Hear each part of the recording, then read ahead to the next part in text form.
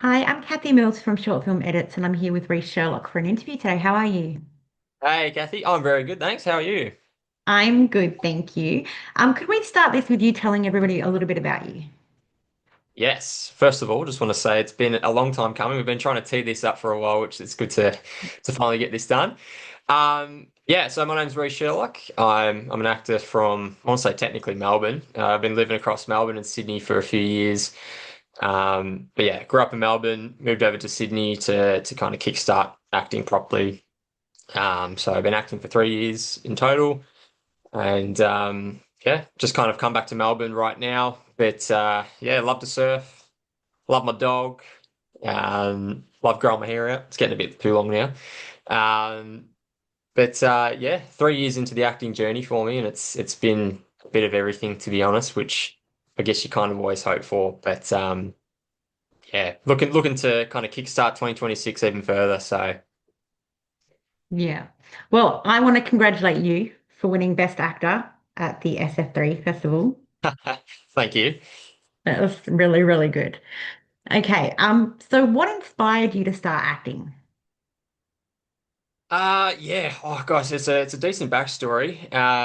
So I pretty much got to think the start of 2023, and I'd been modeling for 4 to 5 years already, and we're obviously a couple of years out of the pandemic, and I think I just hit a solid roadblock in life where I'd finished up uni, I'd finished doing a couple of different hobbies that I wasn't really interested in anymore. And I just hit a stage where just, yeah, not a lot was really inspiring me. And I think I'd reached out to a couple of my family members and just said, yeah, look, I don't have a lot right now that I'm particularly loving. So they recommended me to make a list of things I might want to go try. And I think acting was second. So I actually can't remember what number one was. So I'm kind of glad I didn't. I didn't kind of glad I didn't end up going through that. But yeah, I just thought I'd give acting a go. Went to a class, um, and I remember walking to my first class at like 9 o'clock at night in the middle of Melbourne, and going, I might just walk back to my car and just say that I'm not feeling well or something. I just had Mm. this moment of wanting to just pull the pin, but I ended up doing it, doing a 3 hour beginner class, and came out the other end just wanting to do more. And um, yeah, I think then it just meant that I wanted to keep going with it to make sure it wasn't a fad. I think acting's one of those things where it can be a little bit of a fad for people. You know what I mean? If it's, people just do it for like a bit and go, oh, I'm an actor. But I wanted to actually do it consistently for a few months to make sure I loved it. And yeah, the rest is history. So Yeah. it just came about with just, yeah, exploration and just giving one opportunity a go, and it's just like a lot of things, see how you feel with it. If it doesn't click, it doesn't click. But it just ended up being something I wanted to explore. Yeah. Yeah. Did you do acting classes for long, or are you still doing them?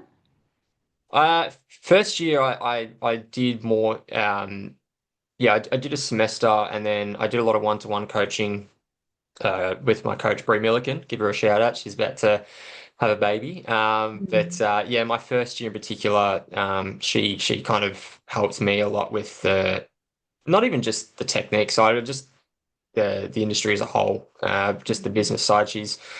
She was a really experienced actor, but she did mention to me a lot that a lot of people don't really know how to navigate the industry. It's all well and good to learn technique and all that, but it is a business at the end of the day. So I really wanted to do one-to-one, and I found a lot of valuable teachings for me personally to do one-to-one.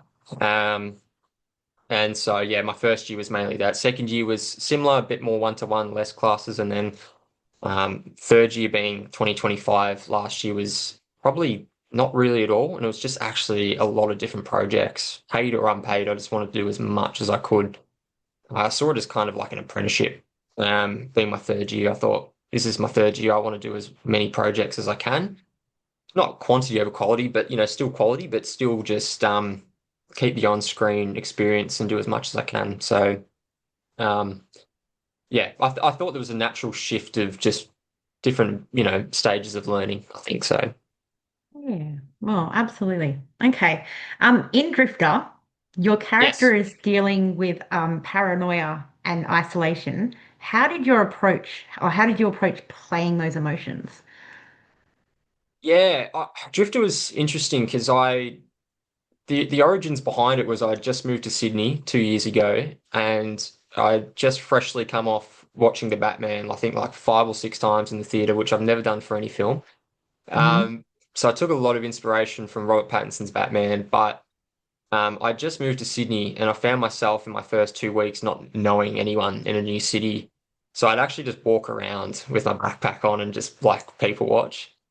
And so when it came to me that I wanted to start writing something as a second year actor, that's kind of how Drifter came apart. But I kind of found the nature of being this like isolated guy in a new city to be this cool concept of how do I flesh that out with combining it with inspiration from a film, but not obviously treading on the exact same ideas. So yeah, I think when I came about to making Grifter, I really wanted to explore the I guess people kind of um, call it a male loneliness epidemic of sorts now, but I really wanted to flesh out Drifter as um, an isolated character dealing with running away from his problems and his past, and just flesh it out in a way that does draw inspiration from something like Robert Pattinson's Batman. So yeah, I think it was just important for me for when I first brought my ideas to my good friend Emily, who helped me film a couple of the early Drifter ones, that I really wanted to focus on no dialogue.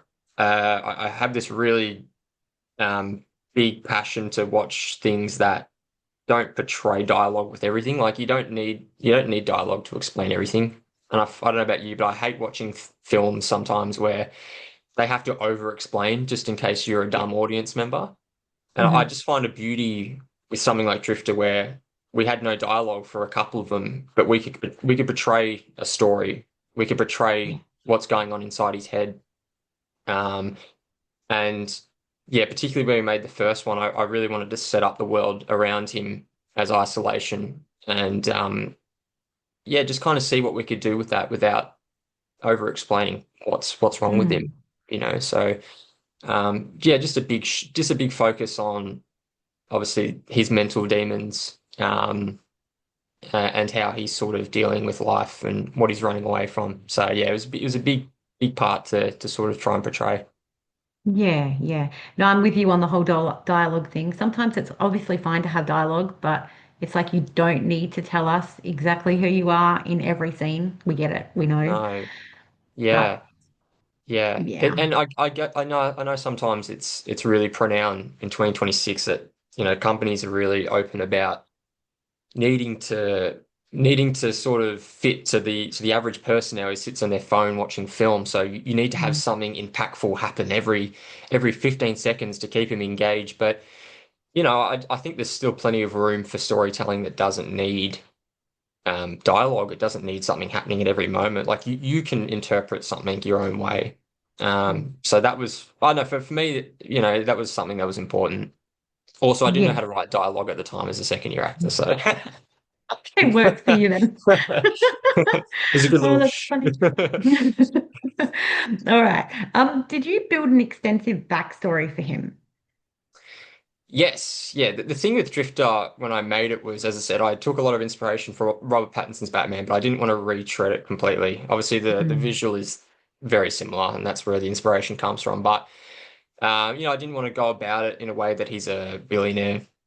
I Mm. wanted to make it as grounded as possible, which meant it's more relatable, for an average guy who's just um, scurrying through the rooftops at night. But he's got a lot of background to what he's running away from.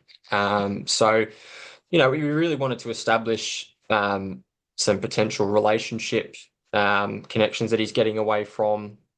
And when I made my first Drifter, like the only bit of dialogue we've got in this 90-second episode is just a girl's voice on a voicemail about her wanting to reach out to him, and he doesn't answer the phone, and so that in itself was just something we wanted to establish and without having to again overdo and The explain what that dialogue. relationship is, just little Yeah. moments that we could give him. But yeah, I found it really important I'm a bit of a sucker for the characters that have a complexity to them.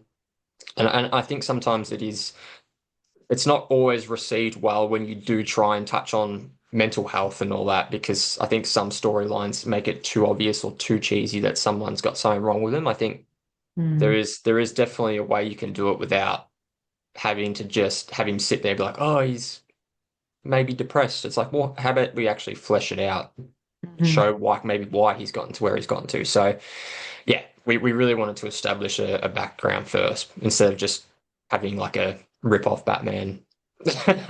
Yeah, You know, yeah, put it in your own way. Yeah. yeah. I get that. I get that. So you co-wrote Drifter. What was the inspiration for that project? But you already kind of gave me that. No, well, I mean, for so we made a couple of small drifter shorts which I've put out Mm. there now. But for the one that we'd had at the festival for SF3, um, our screenplay drifter was the first time we've actually built it up to be something bigger. So the first two drifters we made are 1 to 3 minutes long each, no dialogue. They're just visual stories. But when we came to make the screenplay, our producer Damien had reached out to me from a project we'd done a year prior and said, "Hey, like, I loved Drifter. I want to turn it into a screenplay."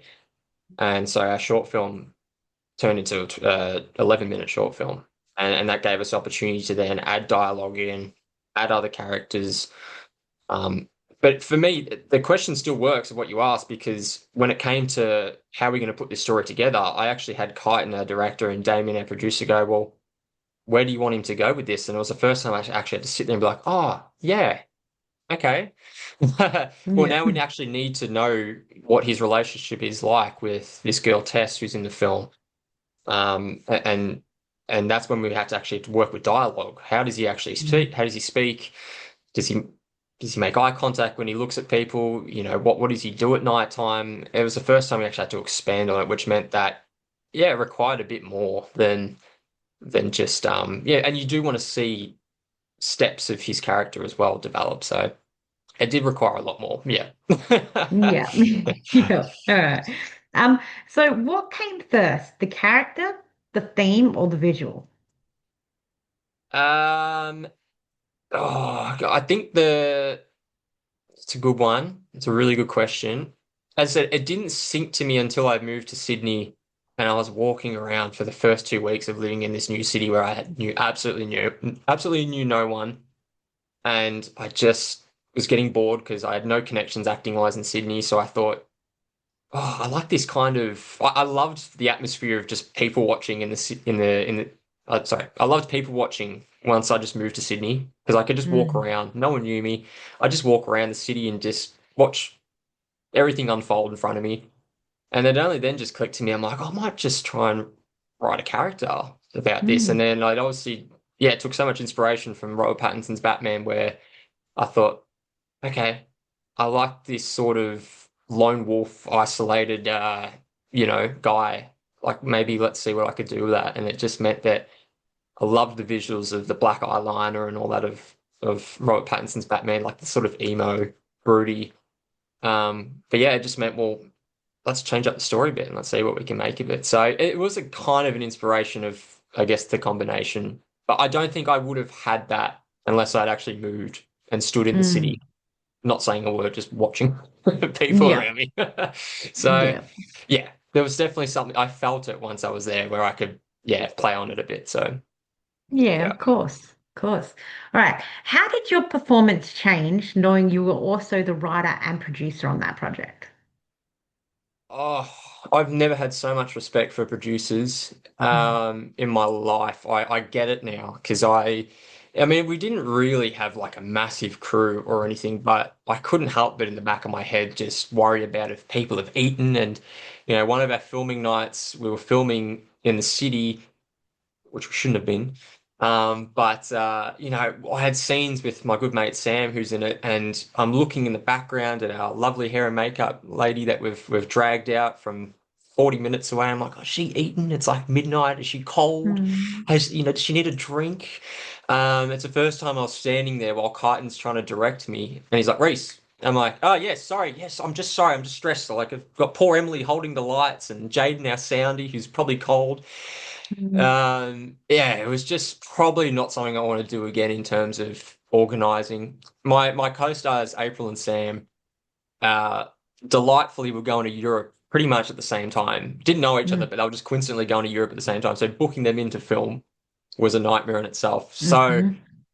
yeah, as the actor and trying to get this done, I was like, yeah, look, if I had my time again, I'm happy to pay for someone to do this. Yeah. Because yeah, I was just stressed about everyone else, as you naturally are. Like, you feel bad about having 6 or 7 people out in the middle of the city at midnight for your Mm. project. Like, but also there was the beauty, I guess, in seeing that because I'm standing there at midnight where no one's getting paid. Everyone's just wanting to be here because they want to be here, and I can stand there and be like, "This is cool. This is filming." Hmm. But yeah, it did have an impact on the first night for sure. By the second, I was a bit better because we were indoors and I could be a bit better.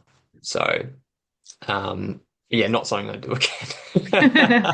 No, I get Definitely that. not. I get that. Especially like you said, when they weren't getting paid, you know that they're there because they love filming. They Yes. love they're Yeah. passionate about it. But the worry is like they're doing this not for nothing, but for free. Like obviously they're Yeah. still getting something out of that project, so it's not for nothing. But Yeah. I know what you mean. Yeah, it makes you Yeah. just think more. Wouldn't switch on. It was awful. So and even then, like our first location, we'd filmed in a graffiti tunnel and we'd only had maybe a 10-minute slot with security who were Mm. really chill with us filming there, but then they said, look, we'll give you a couple of takes, but then we technically can't have you here. So Mm. even then I felt the pressure of, well, this scene's with me, just me. Got 6 people here. We're not allowed to technically be here, but security being really cool about it. We've got to get this. So Mm. it's just one of those things where I'm like, but I mean, that was why the festival was so beautiful because it's like I didn't actually care about Best Actor and all that in the end, in a sense, because I was just so proud of everyone getting to watch it, what we kind of just scrungily put together with limitations Hmm. and like we've got to get this in 2 takes before security kick us out. And you got all those moments that just make stuff like that Mm. really worth it. And but yeah, no, I wouldn't do that again as an actor. Oh, that's funny. Yeah. All right. Was there ever a moment where your actor instincts and writer instincts collided? Um, for this project for Drifter. Or any? Um, kind of. I think I actually have a probably reverse story of that really, because I was so sure when we did Drifter that I knew what I wanted the character to be, for instance. Mm. And we have a scene where I'll never forget it. Kyton, our director, he's so well versed as an actor, and I knew what he was like behind the camera. But we had this scene with April and I where we're on the couch together, and her character Tess is trying to comfort me where I'm trying to be a bit dismissive and avoid eye contact with her and all that. But I had this line where I have to say like, did you want to know where I was, or did you just want to know that it wasn't your fault? And we'd done the first 2 takes of that where I did it really like angrily, like I was annoyed with her character. And in my Mm. mind, I thought that was the right choice because I'm like, he's frustrated because he hasn't seen her in so long, but she has just been trying to reach out to him. He's obviously quite, disconnected and wanting to not be a part of that. Kyton, our director, then on the third take was like, "No, I want you to go about this differently. I want you to feel the impact of her sitting there trying to attend to your injured hand. You're in front of each other. I want it to come from a place of almost like you have to swallow sadness within your throat. Like that's as you feel that moment, this is going to be gut wrenching for you to say out loud." Um, But he goes, I don't want to direct you with it. I just want you to change maybe the energy with how you went about it. And the take that we had um, is still the moment of SF3 in particular at the Opera House. I'd had a lot of people come up to me after, which ended up being their favorite part of it. But it was just something as I didn't know because I had someone behind the camera who could actually see how they wanted that moment to play out. So when it came to that, we filmed that third take and I felt differently when I went about it. I didn't even need to pretend to like have my voice crack or anything. I just actually felt the sadness looking at her of that take, and it felt so different. And I just thought about it completely differently. That I just in my mind I'd had this idea of it being angry, and he's angry at her Mm. because they've been disconnected for so long. But he actually saw it as a heartbreaking moment. And I Mm. needed someone to be behind the camera to actually see that. And it was Yeah. really, really impactful for me, I think, as an actor to have our director, Kyton, which I'll give a nice shout out. He's an amazing, amazing man. But yeah, just completely didn't marry up with the writing in what I thought it would be. So yeah, it was Yeah. beautiful. Yeah, Yeah. I love amazing. that. Because, like, with a director, I feel that you have to have an entire vision of the whole thing in your head Yeah, at all times. Whereas as an actor, I mean, I know you're a writer and stuff, but like just any actor, they have the script, but they only really have to worry about that moment in that moment. They don't have to yeah, keep thinking about the whole film, whereas the director does. So I love that he was able to guide you in that way yeah, to yeah. do that. And we had done those two takes where I'd approached the scene in an angry sense towards Mm. April's character. And by the time we had done the third take and there was this like eerie silence of um Drifter and Tess looking at each other in that awkward moment after he delivers the line. Once Kyton yelled cut, he just jumped up with the gimbal in his hand and goes, "That's the one! That's the yes!" And yeah, I mean, like, yeah, by the time we'd wrapped up the festival at the Opera House after the presentation, I had people coming up and they'd love that scene in particular. But yeah, you're right. It's just something that you don't know until you have someone behind the camera seeing. And I think as an actor, I think some people can really get I think actors take it personally sometimes when they get feedback like that in that moment. Yeah. If because it's my baby, like Drifter's my baby, right? So if I'm sitting there and then I have Kyton come up to me and be like, "Look, I just don't think that might suit the scene." I could have quite easily just sat there and go, "Well, no, like this is what I want for the character. This is what I think is best." But at the end of the day, I can't actually see it in the moment. I have Hmm. six people around me in that scene who see what I'm doing. So Yeah. they're even Jaden who's doing sound would have been able to see better than me what looks better, Mm. what felt Yeah. better. So yeah, super important. But yeah, it was just I think the most defining thing I've had as an actor, I think just that sort of feedback in that Collaboration. moment. Collaboration is so Yeah, important. huge. Yeah. Yeah. Yeah. All right. Do you see Drifter as a story about mental health or something more abstract? Uh, Drifter for me wasn't just about mental health. Like I've always we joked I've joked about not joke I haven't joked about it, but I mean people have kind of they're latched onto we know Drifter's a bit broody. He looks a bit emo. So the joke about Drifter, it's a bit of a male loneliness epidemic sort of Yeah. trendy word that we hear in 2026. But the reality is it is that. Like I really wanted to explore a character that might not be a bad person at heart. He might have done some bad things, but he's acting out of frustration. He's acting out of an inability to be able to express what's wrong with him, and his ego is probably telling him that the best way he can do that is go out and find other ways to do that, such as physical Mm. violence. Yep. So I really wanted to explore Drifter, not with, as I said before, not just this generic template of, oh, he might have something like depression. No, like let's actually explore what a lonely guy in his 20s could actually deal with. Yeah. And it was something what stuck with me when I made the first Drifter and I posted the first Drifter.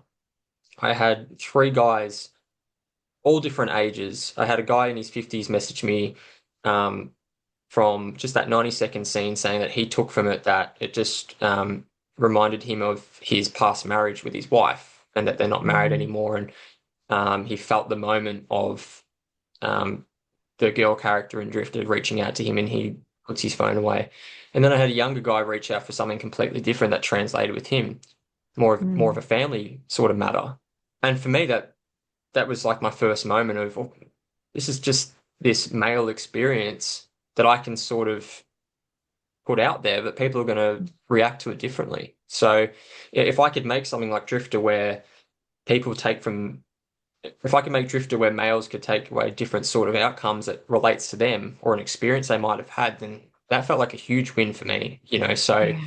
and it's not just as black and white with that. So I think as well with doing support work and coaching as well for younger guys and coming through my 20s, I found it to be a really important topic with Drifter to kind of flesh out what a lost young guy would be doing in life. And sometimes that unfortunately is isolation. And statistics sort of show that, males are more likely to have that isolated sort of lifestyle when they're a bit lost, a bit Mm. confused. They're more reactive emotionally when they're not, feeling like they're going in the direction they want. And I really wanted to flesh that out. It's not just, oh, he's broody. You Yes. can do a lot more with that. So yeah, that was huge Yeah. for me to do that. Yeah. Yeah. I mean, it's easy to see something and assume something in somebody but you got to understand that there's more to it than what you just Yeah. visually see. Yeah. I mean, that goes for anybody really, but I love that there was multiple people of different ages being able to come to you and resonate from something from that. Because we all Oh, it was interpret things special. differently. So, It was so special, and I didn't think about that as an outcome when I mm, made Drifter. I just thought about it at the time. I was selfishly making a Drifter for not for me personally, but I was like, "This is something I want to do. I want to be an actor and yeah. make things." And then to post it, and then to have guys of different ages message me and take something different from a 90-second scene without dialogue. I thought, "Oh, that's special. Yeah, that Mm, that's actually hit me quite hard." So that's why I wanted to flesh it out a bit more. And we also have a scene in the screenplay where we do have a comparison of when he is wearing the makeup and the mask and he's mm, beating this guy to a pulp, but then later on, uh, April's character Tess is wiping the makeup off, and he's very watery in the eyes. So it's a nice little sort of breakdown as to what a tough looking guy would look like, out in the night, but then someone who could really have an impact on you standing in front of you could completely break you down. So even elements like that's a human mm. experience. So stuff like that was important to flesh out. Yeah.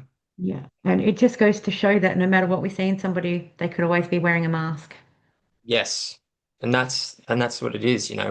I made Drifter with the idea of him not wanting to be seen. Yeah. Drifter doesn't want to be seen to the world. He doesn't want to talk. He doesn't want to look people in the eye. He doesn't want to confront that. But he will get the confidence to do what he wants when the world is quiet. That's when the world is isolated and quiet and he's on his own. That's when he feels more comfortable, and that was something I wanted to explore. Yeah. I So love that representation. yeah, Love thank it. you. You're welcome. All right. When you're developing a project, how do you decide whether an idea is meant to be a short rather than a feature? Well, for me, I mean, having ideas of features is pretty cool. I mean, but for me, 3 years of acting under my belt, I knew that I only just wanted to start with small things. And I knew that Drifter was something that we've kind of had a chat about already if we wanted to make it into a feature, which is something we might want to potentially do. Yeah. Now that we know how well it's done this year at a couple of festivals. But yeah, I think the premise of short films for me was just a good starting block as an actor for one, because it just meant that I didn't need funding. We Yeah. made Drifter as a screenplay with no money and on a smartphone. Like Hmm. for me, that was just such a general premise that you can just make anything come to life. You can have people collaborate and bring something together to make something wonderful without money involved, without Yeah. fancy cameras involved. And as much as you want to do big features and do the big projects, there's so much richness in just those short projects. So I only really created things in the last couple of years based for short films, just knowing, I guess, potential limitations I've got. I mean, I was very lucky when I filmed the first two Drifter short films that Emily and Jaden, who are good friends of mine. Jaden's a soundy, and Emily's got also sound background, but also that they've both collated some great equipment over their time as crew. So I kind of was lucky with that because half the problem is sometimes just not having access to cameras and all that. Yeah. But I wouldn't dare to try and write a feature right now. I think it was good practice for me because I knew after my first year of acting I wanted to write things because Mm. I ran into the same conversation with so many actors in the last couple of years who just kept telling me, oh, things are quiet, my agent's not sending me anything. But in my head, all I'm like is just write something. Like Hmm. Just what, like, and for me, I wanted to make a couple of videos on the fact that we took Drifter to the Opera House as a film with no money and filmed on an iPhone. Mm. Like anything's possible. And it is good just to start small. If I went in with the intention to make Drifter a feature, I think I just would have stopped. Yeah. So a short film I think is just such a great opportunity to explore those themes. So and Yeah. they eventually grow into bigger things. So if we can try Mm. and make it into a feature, and we've got the platform for it now, like we've got a foundation. So Yeah. No, that's good. I like that. All right. How do you make a short film feel complete rather than just a fragment of a bigger story? oh, jeez. Well, that was the problem because in my mind, when Damien came to me to write the screenplay, I'd obviously in my head and I'd already asked Emily, I'm like, let's plan out eight. I want eight short Hmm. films. I want to do different things. I want him to progress. Uh, when I planned the eight Drifter short films, we've made two of them, and then now the screenplay. But I wanted each of them to be different lessons for him, but also progressing into this, um, better a character in a better place. He's learnt Hmm. things almost full circle. So I unfortunately did have those ideas in my head. So when Damien and I went to start doing the screenplay, he's like, "Well, let's just do an isolated story." I'm like, "Okay, well, fine, let's do an isolated story." Um, I mean, we had the benefit of it being around 10 minutes. 10 minutes for a short film's, I think, a good amount of time to flesh out things. So, we just needed, um, we just needed a starting point and an ending point for Drifter to kind of showcase what that was going to look like for him. And it wasn't even, a full circle moment for him. If anything, we actually started from a point where we established who he is to the people because everyone watching Drifter for the first time at the Sydney Opera House hadn't obviously watched our first other two. No chance. So we had to establish Drifter as a character, black eye makeup, going out at night time, being a vigilante. And 10 minutes later, we needed to showcase, okay, all right, well, that's not what I thought about the character at all. But it wasn't Hmm. even in a good light. It wasn't even this happy ending at all. So we had 10 minutes to sort of play with what we wanted to establish in that. So, um, it wasn't a full circle moment at all. We just established him, a relationship that he had, and by the time it finishes, you sit there going, "Wow, okay." Ooh. So I think for that it was beautiful in itself. But I mean, yeah, I was always thinking ahead. Yeah. I wanted to have more of him in place as short. So, um, but I think that was the other thing with making a screenplay for a 10-minute short film was a lot of people obviously want to do a beginning, middle, and end of maybe a happy ending. Mm. Typically, we wanted to kind of turn it on its head. We wanted to establish something, um, and then come back to it at the end and have people sit there go, "Oh, okay, wow, that wasn't actually that happy at all." So yeah, we just Mm. played around with different ideas. But 10 minutes, I think, for a short's long enough to kind of try and establish something. You just got to do it properly. Yeah. Yeah. And it Yeah. just goes to also show that not every story has a happy ending. No, and Mm. which was more ironic than I thought because at SF3 this year, I think there was one comedy in the finalists. The rest were pretty broody and dark.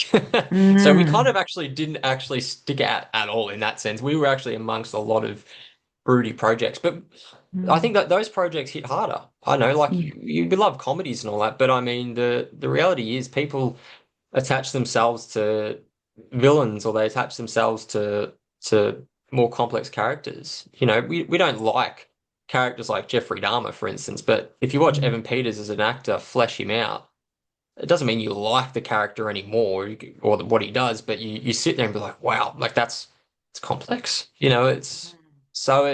attach ourselves to weird things, I guess, with negative or heartbreaking storytelling. So Yeah. yeah. Oh, there you go. All right. Um, what has making short films taught you that acting alone doesn't? Ooh.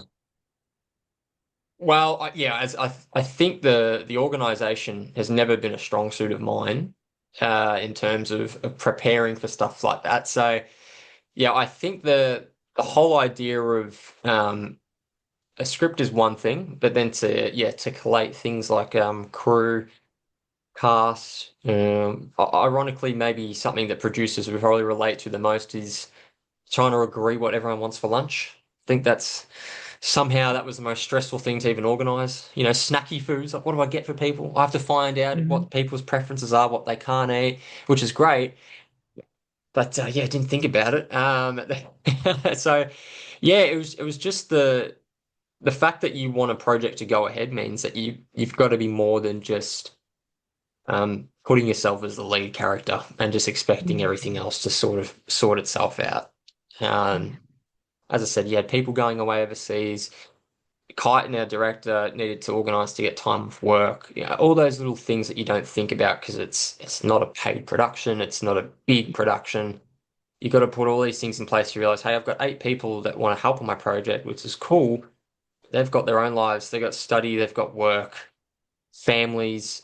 I need to make sure they have the time to do that. I can't just sit here and be like, all right, everyone, let's do my film. Come on, just organize your own Mhm. lives and come to me with energy. Yeah, it's you got to think about everyone else. So it's probably the one time as an actor where you're not just me, me, me, me, me. Yeah. You you've got to think about everyone else. So yeah, a very good lesson. And as I said, I don't envy producers. I can't imagine how much of a hard job that is. It'd be something that experience would be very beneficial. Over time you learn more things. Like even something you did the first time, you wouldn't think of like that you need, but then it comes up and you're like, oh my God, I need to know that the next time. It's Yeah. just all these little things. You forget little things sometimes, and sometimes those little things are the most important things. So, Yes. We literally had Damien, our producer, who lives in Queensland. We filmed the whole thing mhm. in Sydney. He was the only one that wasn't physically on set. Out of all 7 of us, we didn't even organise dinner one of the filming nights. Damien from Queensland had ordered Domino's Oh, to our door of where we were filming. The only person interstate had thought about stuff like that because he knows stuff like that hmm. happens where you just film all day and forget. Yeah, Wouldn't have even thought about it. So very impressive. I love that. I love that he did that for you guys It too. was That amazing. that's so good. All right, what was your favorite memory from being on set? For this or just anything? Anything. Um, my favorite memory on set was probably from Drifter, our screenplay. Just Mhm. out of every project I've done, I like to put it this way: in not only was Drifter my own project, but I had the visual of 7 people that wanted to join me on this project, on this ride. I had 7 people standing in the middle of Sydney at midnight filming scenes with me who all knew that we weren't getting paid. We were filming on a smartphone. We didn't put any money into it, but I had 7 people just midnight in Sydney that I've only known for a year. Just in real time was the most amazing visual to have that this is what filming is. Any commercial I've done, any magazine publication, um, vertical, whatever, didn't hold a candle to that surreal moment of just this is just what collaborative filmmaking looks like. Just 8 people standing in pitch black in the middle of the city, filming for the love of filming, and no Mhm. price tag could put a moment or amount on that. And that was just for me Yeah. just the most surreal thing because I just stood there and I was like, what's everyone doing here? Yeah. What are you doing? So yeah, you can't put money on experiences like that, I think. So Yeah, of yeah. course. What's the biggest difference for you from that film to a vertical? Um, oh, look, I mean, I mean, it's hard because I've got the personal touch of Drifter being my Mm, own. So I think that was always going to outweigh literally anything I've done. yeah. Um, look, I think for me, I've had some amazing experiences in just similar experiences standing in the middle of the night with people around you on verticals and all that, Mm, and some of them become some really good friends of mine. But yeah, it's always going to hit harder, I think, when it's your own script and it's your own people. yeah. Um, and I think Drifter was something that we'd all had a vision on. We'd all had Mm, agreed. what we wanted from it. And I think sometimes something like a vertical is hard if it's not a script of anyone's where, yeah, you have an idea of what's going on, but no one's really from behind the camera super maybe invested in the Mm. story, if that makes sense. We're all getting paid and, this is a bigger production and big resources. But yeah, I think compared to that, and that's where you can't put a price on things. I think just yeah, you can stand there and make a good amount of money doing a project. But if it's your own, it just hits different. So money Mhm. wasn't even like a thought, you know. Yeah. So yeah. It was the fulfillment of it being done. Yeah, absolutely. And I went into acting maybe a bit naive, thinking because I had a lot of people in my ear when I started saying, "Oh, the film industry's got a bit of a vain nature to it. It's very fake sometimes, and it's maybe hard to make friends. But geez, I said I couldn't replicate a moment of having 8 people wanting to join in on a film to help me see out. To help Mhm. join in and collaborate and put it together. Like Yeah. you can't get experiences like that, if you go into the industry thinking that it's scary and people are fake. Like there's so many Mm. great people that want to just make things for the sake of making things, and yeah, money's Yeah. not a dollar. Money's not a emphasis for everyone, I think, all the time, which is good. Yeah. Yeah. Absolutely. Absolutely. Okay, I've got two more questions. What Yes. was your funniest moment on that set? Lord. I had my good friend Sam. His car broke down after we filmed those scenes in the graffiti tunnel, which we only got 2 shots at. And so the Mhm. security guard gave us 10 minutes to film. We got the shot. We went to move on to the other scene that night towards midnight. Kite and everyone had left, and Emily, Sam, and I were heading back to our cars. I'm still got the black eyeliner makeup on me in this university car park with a mask on. And Sam's car had completely buckled. His battery died. And you'd Oh. think between 3 adults, we're all around our mid to late 20s, so you'd think between 3 adults we knew how to get a car battery gun. Nope, none of us knew. We had the cables, and we had 3 of us standing around Sam's car having no idea. And Sam went to put the negative on the negative and the positive on Oh. the positive. I got a great video of Sam sparking his car. Now we laugh about it now, but at the time we'd thought he was done. Um, Mm. but we end up calling Emily's partner's dad on FaceTime in this university car park with people walking back and forth as he's giving us a tutorial on how to jumpstart a car. It was a very humbling moment, I think.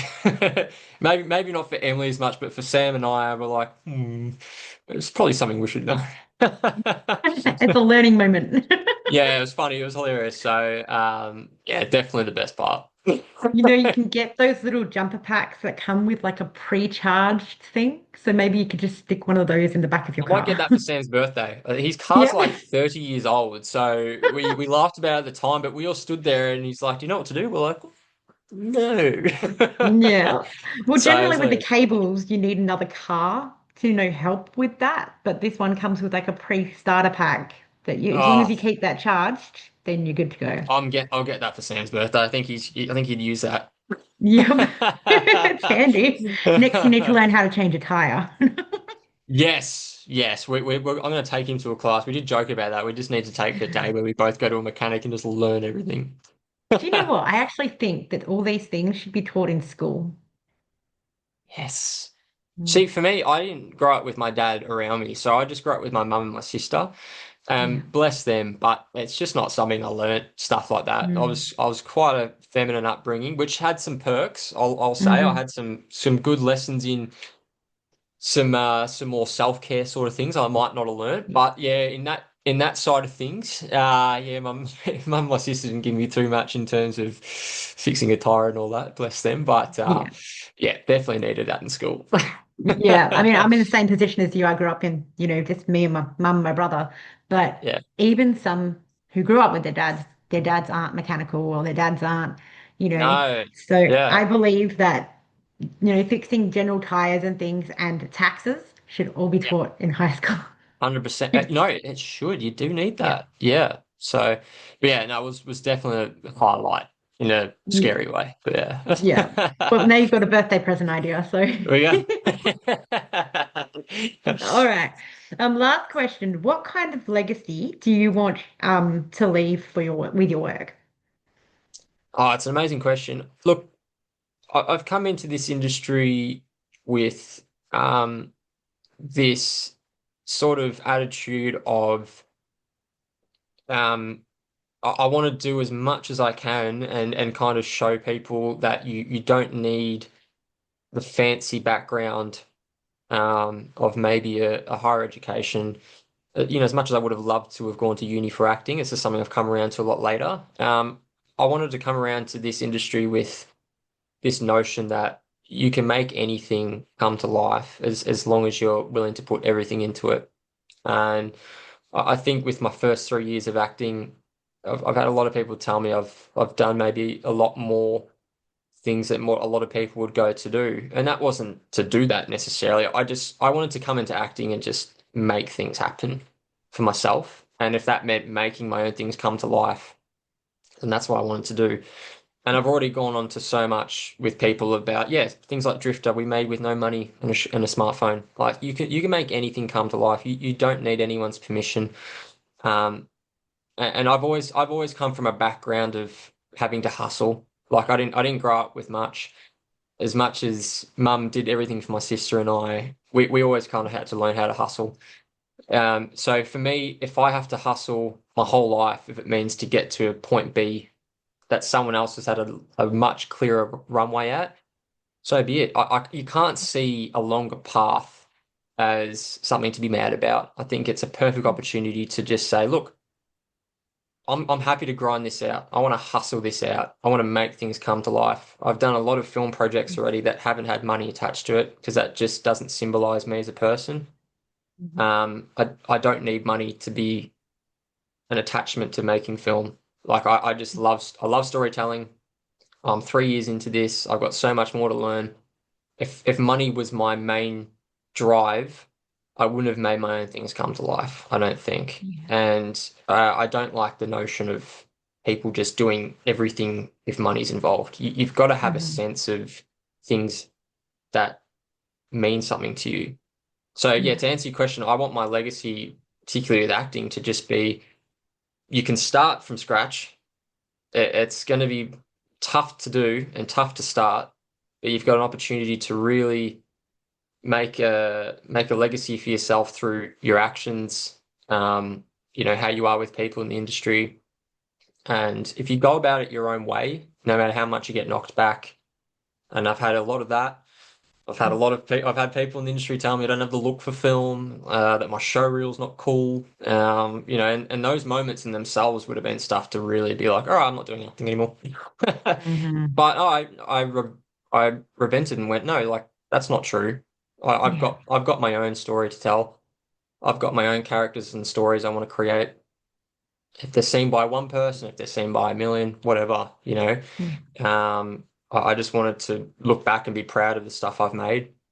Yeah. And you hear a lot of actors say that the coolest things that they've got is making things, and then when they pass on, it's there for life. Like it's there. So I want my work to just be there forever, and people like it, they like it. If they don't, they don't. But yeah, Yeah. for me, I only picked this up a few years ago in my mid-20s as someone who didn't know anything about film. And Mm. just like anything in life, if you're willing to start something new and commit to it, it doesn't matter if you've got 1 year of experience or 10 years of experience, it's not going to matter unless you put the effort in and create that legacy. There's no point doing something for 10 years, but just twiddling your thumbs waiting for things to happen. You gotta do a lot of this yourself. I want to finish with, I like to say that less than 1% of people get like that right place, right time luck, where Yeah. the right person or the right opportunity will come by. 99% of us have got to just make that luck happen. So anytime someone says, gee, you got lucky, it's like, well, mate, if I did 13 short film projects in a year, I bloody hope so that I'd increase my chances of luck. It's Yeah. the same if you've got a gym trainer who trains 10 people a week compared to the other one who trains 2 people a week, who's more likely to get more traction? Probably the Mm. person that's done 10. The more you do and the more output you have, the higher chances of luck I think you increase. But for Mm, 99% of us, we've got to create luck. And that means you just got to keep putting yourself forward and yeah. increasing that luck. So yeah, that's the sort of legacy I think I'd want to leave is just yeah, boots on the ground, just hard working and no fuss and just make it happen. Just make things Yeah. happen without money being the drive, fame being the drive. There's more to storytelling than just the vanity outcomes. You've got to be everything, and it's got to Mm. mean a lot to you as well. So Yes, yes. I've heard from a few people now that, money is a good factor when it comes into this. Obviously you're going to make a living, but you really have to love what you do to be 100% passionate about it. And you can see that on the yeah, screen. I think you can really yeah, see the people who are more in it because of the money or more in it because they love what they do. yeah. And as I said, like my own films like Drifter meant more to me with not being paid for anything Mm, compared to any commercial I might have done, yeah. no matter thousands worth or whatever it was. I could probably forgotten a lot about just being on those sets, but Mm, like I have such vivid and amazing memories of the stuff that meant more to me where dollar signs wasn't attached, and I think that's yeah. sometimes the best outcome you can have. Yeah. Um, and I think if you only attach yourself to financial outcomes or fame outcomes or "Oh, I don't want to do this short film because it's not paid, but I Mm, really want to go to like that red carpet or that movie screening. Okay, like that's great and that looks glamorous and all that, but like you got to have the heart of the creativity mm, at its core is yeah. is that at its core, if you don't have the ability to sit there if work isn't coming to you for months and you don't have the ability to sit there and write or collaborate with other people, I think it's a bit lost on you personally. Like you need to Mm, have the core of creativity within you. So yeah, yeah. And super those red important. carpet days don't just happen straight away. You have to work for them. You have to be in that film Yeah, that gave you, no money because now you've got something to show. You've got yeah. a show reel, you've got work that you can put out to lead to that, you know. Yeah, look, I like to think about events and screenings and red carpets and all. They're all great, but they're kind of a shell. Like Mm, that's not the important stuff. Like, mm, people, yeah, it looks maybe great to put it out there and post about mm, looking great and amazing as an actor at a red carpet, but you've got to have the meat of it, which is the actual craft of it itself, in my opinion. mhm, Like, it's great to have a visual show, but it doesn't mean as much if you're not willing to put in the work of the less glamorous stuff per se. Because realistically, yeah, people don't do projects because well, okay, well, look, it's not paid, or oh, okay, it's a student film. But that's some of your best moments. You're gonna meet some of the best people if you've got nothing else going on, you can't lose if you do stuff like that or go to yeah, a class. Like, yeah, it's not always the glamorous stuff, but hey, yeah, as you said, you're not going to get the less meaningful articles or red carpets and all that, in my opinion, if you're not going to put in the work. yeah, So, and that stuff's always just extra anyway. As I said, if you really mm, love the work that you do, that's the stuff that means more than the vanity stuff. So, yeah. yeah, yeah. Like Yeah. a great example of that is Connor Story from Heated Rivalry. He started in Mm. student films. Look at him now. You Yeah. know, you got to Yeah. work to get there. I quickly just there was a casting director I went to in my first year for a workshop who said not to do short films because there's a good chance that short films, the footage isn't going to be great. You're typically dealing with uni students who aren't fully experienced and whatnot. I just found it to be the most baffling thing ever. Like, because Mm, the industry is so expensive education wise. Like, if you don't yeah. have background of parents in the industry or financials to go to uni to study it, or even a semester at a lot of these places is amazing, but it's really expensive and not everyone can afford that. Sometimes your best options are short films, in my Yeah. opinion. And what's the harm in not doing it? You're going to meet people who are going to know your face, know your performance, who are in this industry with you for the next generation, and go, Mm, "Oh, Rhys, I remember Rhys. Yeah, I remember this guy who might fit that role," which has already happened mhm, a few times, but I think the best thing to do. And in Yep. Australia, Australia is not the busiest place for film right now, and people keep saying it. Yeah. So why not? Why not go do it? Yeah. Yeah. Yep. Absolutely. Love that. All right. Well, I'm glad we were able to find a time to do this. Good to catch up with you again. Yes.